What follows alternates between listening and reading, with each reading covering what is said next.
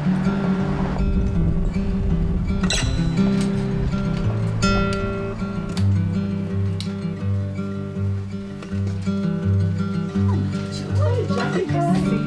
you so much for coming. Thanks for coming.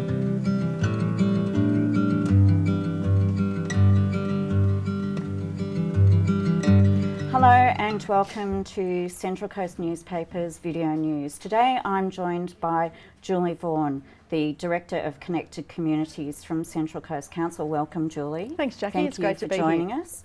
We're going to have a conversation about something that is an issue that the community identified as a very high priority in the first ever Central Coast Community Plan, Central Coast Council Community Plan, and that is the issue of affordable housing. Almost 500 stakeholders and 6 months in preparation. Why did Council decide that affordable housing was such an important thing to look at? So Jackie, as you said, it was a really important issue that our community identified as part of the Community Strategic Plan. I suppose when you look at the issues that we have here around affordability, years ago when both former councils had tried to undertake studies, both areas were identified in housing stress. We're now identified as housing crisis. So affordability relates to households that are paying 30% or more of their income in mortgage or rent. And so for the Central Coast, that equates to households that are earning up to $100,000 combined income per annum, and totally relates to 63% of our community. So it affects many people, and with a demographic which has a high proportion of younger people and a high proportion of older people, it really is a pressing issue, and we know that we're expecting up to 40,000 new residents to our region in the next 20 years. It's obviously front of mind for many people because it's not about the dream of having, you know, your home as a priority. It's actually about having a roof over your head. So it's a very important issue. Now, one of the vexed areas in the whole affordable housing discussion is what affordable housing actually is, how it's defined. So can you clarify what Council's affordable housing strategy means in terms of that particular phrase? Yeah, and you're right. I mean, for us, the education piece around defining the definitions, because there is a lot of misunderstanding. There's a perception that when we talk affordable housing, we're talking social housing and or public housing, and unfortunately the perceptions often go along with that in the sense of being slums or ghettos. So can you give us a definition of affordable versus social versus public? So social and public housing we'd combine, so that's the traditional Department of Housing, and currently that's housing that's either operated by Department of Housing or a community housing provider, and people pay a certain percentage of their income towards that basis. Currently on the coast it's between a 10 and 15 year waiting list for people to access any form of public or social housing. So we have obviously a much greater need than we have available stock. Affordable housing, as I've said, in this instance relates to any to when you're paying more than 30% of your household income on rent or mortgages. So for the purposes of our strategy, that has been the annual income of $100,000, and it relates to the 63% of our community. So it's a very broad element. It's primarily the types of people that it affects are, you know, traditional key worker type people, so whether that be a labourer or whether that be a nurse or whether that be a school teacher. So the perception that this is just, in a lot of community members' words, drug addicts or, you know, homeless people, whilst we do have, and this strategy does address some elements of social and public housing, primarily it's in addition to the services and strategies that address that, it's about the broader community and that key worker type focus. So having read the strategy and the reports behind it, it seems like a lot of stakeholder engagement has gone into this, and you've heard stories from some of those key workers and some of those people who would benefit from this strategy being implemented, what sort of people are we talking about? Labourers, health workers, who are they? Have you got any examples? Yeah, I mean, as you say, the development of the strategy was done we engaged Judith Stubb, who is a renowned expert in this field. So she's done a lot of work, not just with both former councils, but nationally. And we did work with all elements of the industry, organisations, state and federal government to develop the strategy. We've subsequently done a number of community information sessions where our councillors were keen to ensure that our community understood what this strategy meant. And it was really interesting and somewhat overwhelming for some of the participants that attended that. We had younger people in their early 20s that attended those sessions because they genuinely wanted to see this strategy endorsed, and were vocal about the fact that it was them that we were talking about, that the way, because of their current income and because of the affordability challenges and because of how limited we were in the types of housing tenures and options, the current models of planning and development would prevent them from actually being able to ever afford anything. We equally had attendees at those sessions, one lady that actually worked in the industry and verbalised the fact that she was 4 years off from retirement, and at the moment she had no stable housing tenure, and for her that was a great alarm. So we've done a lot of work both in the homelessness space and that broader spectrum of understanding housing full stop. And one more definition, accessible, because accessible is part of this strategy too, affordable and accessible alternate. Housing. Alternate, yeah, right, so sorry, excuse me. No, so alternate really is about housing choice, and it's about mixed tenure. So it's about doing things differently. So some of the strategies and the misinformation is that the strategy does identify a range of opportunities, but it's not saying every action has to be put in blanketly over the region. Okay. So what are some of those key recommendations? Because council rates rubbish. This is outside of that normal box that people put a local council in. Yeah. What are some of the strategies that council is looking at to fix the issue? So it's probably important first to clarify that, like many of our strategies, council's part of the solution. We don't own the problem. So it's a bit like our community strategic plan. Our community told us a lot of things that needed to be focused on, but council can't solve those in isolation. So council is not a direct service provider of housing, nor do we provide the funding. So the affordable housing strategy has been developed on behalf of our community, and it does identify the need for partnerships at all levels of government, but also across the community. Primarily, it's been broken up into three areas. So it's planning, partnerships and prevention, and there's 28 different recommendations. So they, which is exciting, and some of those are going to take a period of time to implement and require further investigations. But it's about saying, because of the size of our region, because of the demographics, because of our current restrictions, there's opportunities to do things and look at things differently. It is absolutely not about recreating ghettos or slums. It's about saying, let's create mixtures of tenancy.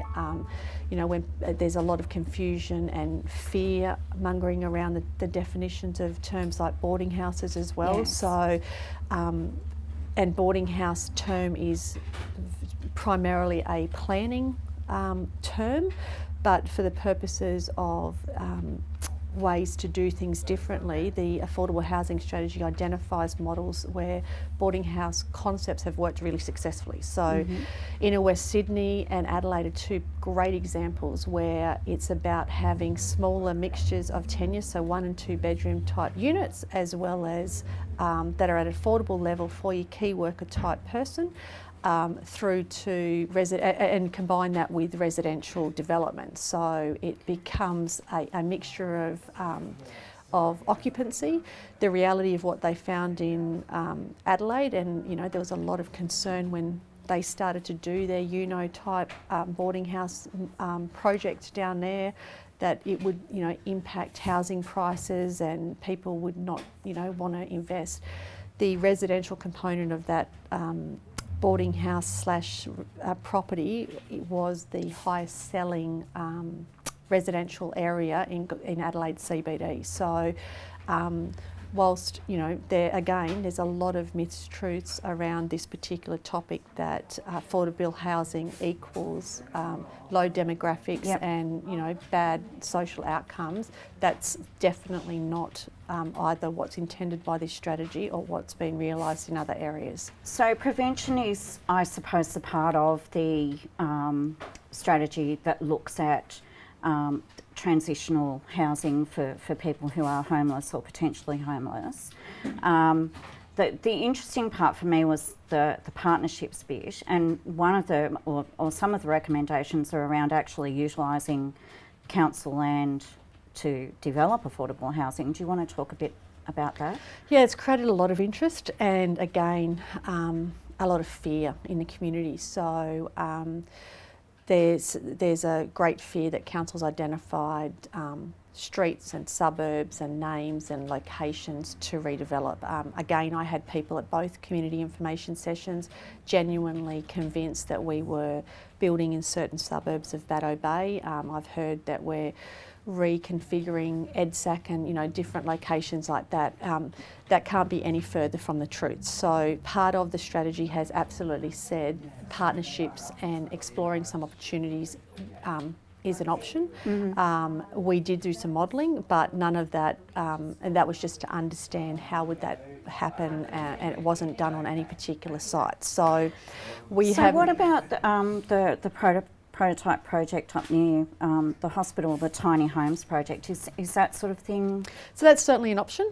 So council's role in that is and the partnership model in that example is probably a good way to look at things. So we've been able to work with multiple stakeholders in that instance, so the Tiny Homes Association as well as groups like Pacific Link, etc., by us actually providing land. So that's council's contribution. Right. I suppose just going back to the rumours that are floating around the community of us, you know, developing in certain town centres, the strategy does talk about rezoning of town centres and developing mixed tenure and potentially high-rise in certain areas. It's important to clarify, though, what is meant by that, and that's some of the work we're doing currently during the exhibition, is to make sure that how the document is written is clear, because it has led to concern and fear. So any redevelopment of a town centre is based on the requirements that, one, it relates to a 400 metre radius from the major service centre. So the key elements associated with this strategy is access to services, facilities and transport. So that's where some of those suburbs were actually identified. It is absolutely not a expectation that we will just be plonking high-rise all across the areas across the Central Coast. The reality is the strategy also says that any development, whether it be high-rise, small apartments or tiny homes, needs to be done taking into consideration elements of local character and the character of the relevant particular area. So where do you think this notion of high-rise, slum and ghetto comes from? Like, it surprised me when I heard it, because a large cohort of our community fit into that key worker category, and they're not slum dwellers or ghetto dwellers. So what's driving that? Where's that misconception coming from? I mean, to be honest, we always expected that, and it happens in most areas, an affordable housing strategy was potentially always going to be contentious because of the lack of understanding as to who is it intended to service. So there has been a perception that this is just about social and public housing, and I'm not saying that social and public housing equals ghettos either, but in a number of areas, social housing has needed to be redeveloped and reconfigured in some of their estates because the design elements haven't been great. So I suppose part of why we're keen to get the information and the message out is not to focus on the negative, is actually to educate people on, well, what is the intent of the strategy, and regardless, our spectrum of issues around housing, from the homelessness to the homeowner, is extensive in our region. We have, you know, on any given night, minimum of up to 1,500 people that are identified as being homeless, and we know that that's projected to increase. We know that our affordability percentage currently is 24,000 households, and that's going to increase by another 7,000 people as well over the next few years. So that are currently in affordability crisis. Correct. Just to make that clear. Yeah, absolutely. So that is the population of a regional city in Australia. Yeah, I mean, it's interesting, if you'd bear with me just to share with you a couple of our case studies that were real life examples that were developed and exposed during the development of this strategy. So a couple of key elements that we're telling people. So during the period of development of our strategy, if you were somebody that was actively in need of finding accommodation, for you to fit the term of affordability, so that 30% of your total household income, there was zero accommodation available on the Central Coast. So if I give you three examples, we had one lady that was a single female who was employed in aged care. Her weekly income was $740 to $800 a week, which meant she could probably afford $270 a week. The only available accommodation for her on the coast was a one-bedroom flat in Gosford, which was $280 a week.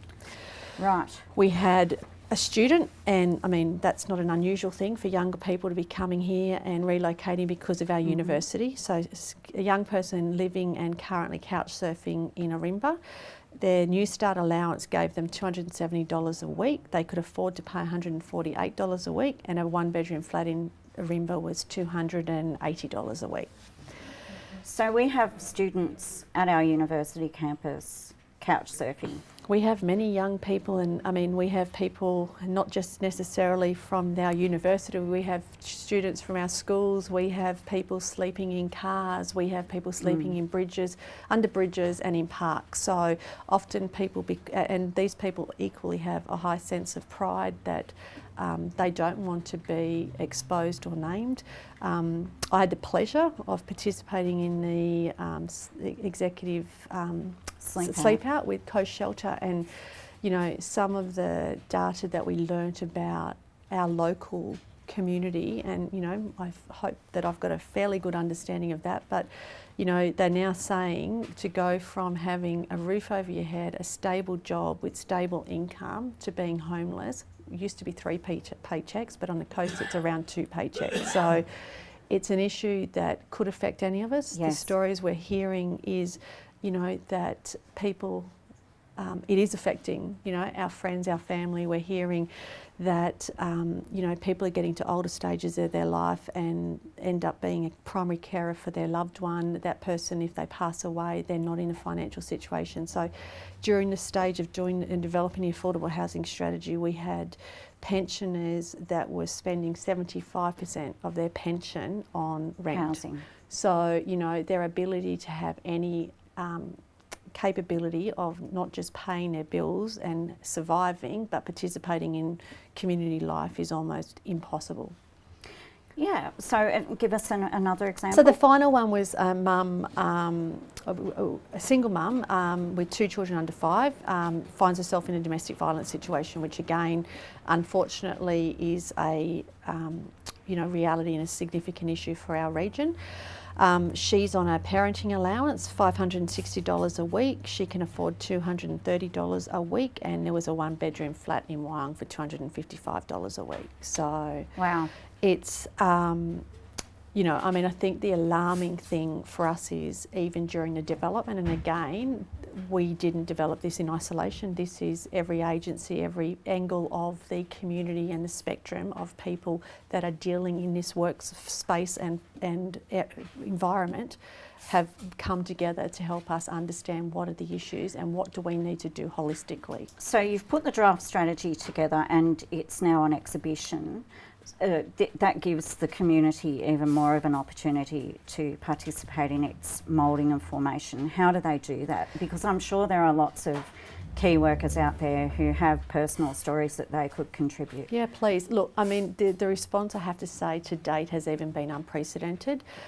We have been bombarded by petitions in positive ways, and we've received some really helpful and useful feedback on ways that we can enhance and amend or even change the strategy. So it is on our Your Voice, Our Coast platform on Council's website. I mean, they can come into the council buildings or go through our libraries as well. So it's as simple as putting in a submission. The exhibition period's open now to the 21st of December. Oh, fantastic. Okay. So, you know, every bit of information will be considered and taken on board. It is a critical planning tool for us as a region, and as I said, this is not just about a council document, and some of these things will take a long time to change. It's a 10-year plan, isn't it, or something? We haven't actually put a specific time frame one way or the other. It is, though, there's many that require us to investigate items further.